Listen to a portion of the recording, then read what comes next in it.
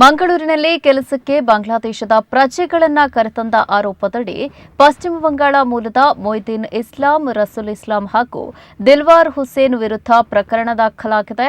ಆರೋಪಿಗಳು ಉತ್ತರ ಭಾರತದ ವಿವಿಧ ರಾಜ್ಯಗಳಿಂದ ಕಾರ್ಮಿಕರನ್ನ ಮಂಗಳೂರಿಗೆ ಕರೆತರ್ತಾ ಇದ್ದು, ಅವರೊಂದಿಗೆ ಕೆಲವೊಂದು ಬಾಂಗ್ಲಾದೇಶಿಯರನ್ನ ಕರೆತಂದಿರುವ ಆರೋಪ ಕೇಳಿಬಂದಿದೆ. ಈ ಸಂಬಂಧ ಮೊಯ್ದೀನ್ ಇಸ್ಲಾಂ ಹಾಗೂ ದಿಲ್ವಾರ್ ಹುಸೇನ್ ಅವರನ್ನ ಪೊಲೀಸರು ಬಂಧಿಸಿದ್ದಾರೆ. ಪ್ರಕರಣದ ಕುರಿತು ಪ್ರತಿಕ್ರಿಯಿಸಿರುವ ಮಂಗಳೂರು ನಗರ ಪೊಲೀಸ್ ಆಯುಕ್ತರು, ರಸೂಲ್ ಇಸ್ಲಾಂನನ್ನ ಬಂಧಿಸುವ ಸಂಬಂಧ ಮಂಗಳೂರು ನಗರ ಕಾನೂನು ಮತ್ತು ಸುವ್ಯವಸ್ಥೆ ವಿಭಾಗದ ಡಿಸಿಪಿ ಅವರು ಕೋಲ್ಕತಾ ಪೊಲೀಸರೊಂದಿಗೆ ಸಮನ್ವಯ ಸಾಧಿಸಿದ್ರು. ಅದರಂತೆ ಕೋಲ್ಕತಾದಲ್ಲಿ ಆತನನ್ನ ಬಂಧಿಸಲಾಗಿದೆ. ಆತನನ್ನ ಮಂಗಳೂರಿಗೆ ಕರೆತರಲು ನಮ್ಮ ಪೊಲೀಸ್ ತಂಡ ಈಗಾಗಲೇ ಕೋಲ್ಕತಾಕ್ಕೆ ತೆರಳಿದೆ.